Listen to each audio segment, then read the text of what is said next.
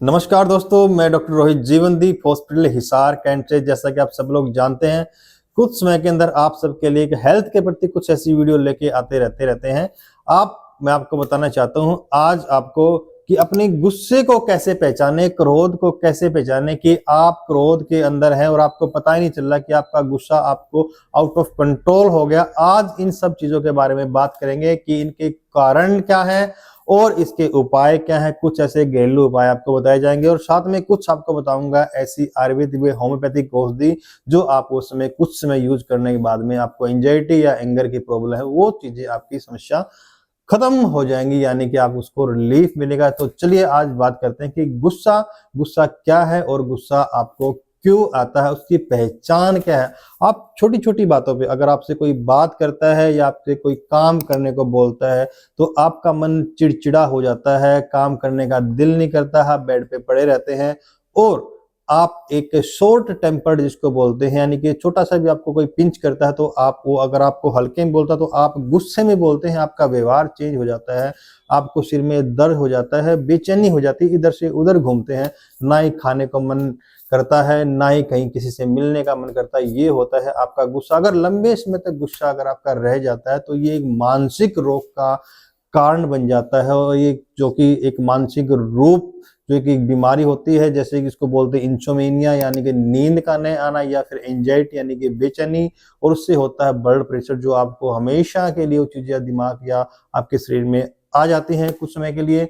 और आपको बताना चाहता हूं मैं इसके उपाय जो आप घर में बैठ के आप कर सकते हैं कि आप गुस्से से कैसे बचे। जैसे कि आपको कोई आप शॉर्ट टेम्पर्ड हो गए और आप समझ नहीं पा रहे हैं, तो मैंने आपको बताया है कि आप गुस्से को पहचान कैसे करते हैं।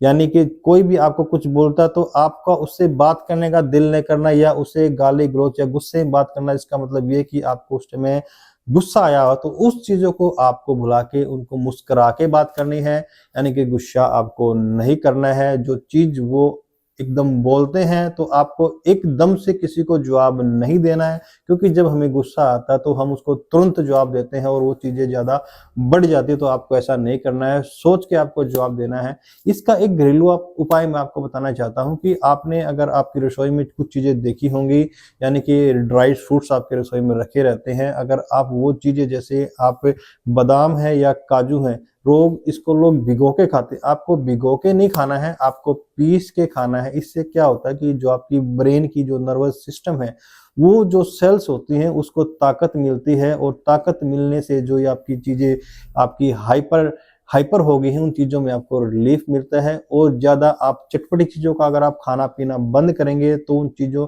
ये जैसे बोलते हैं ना कि आयुर्वेद के अंदर कि जैसा आप खाना खाएंगे, जैसा खाएंगे अन्न वैसा हो जाएगा मन।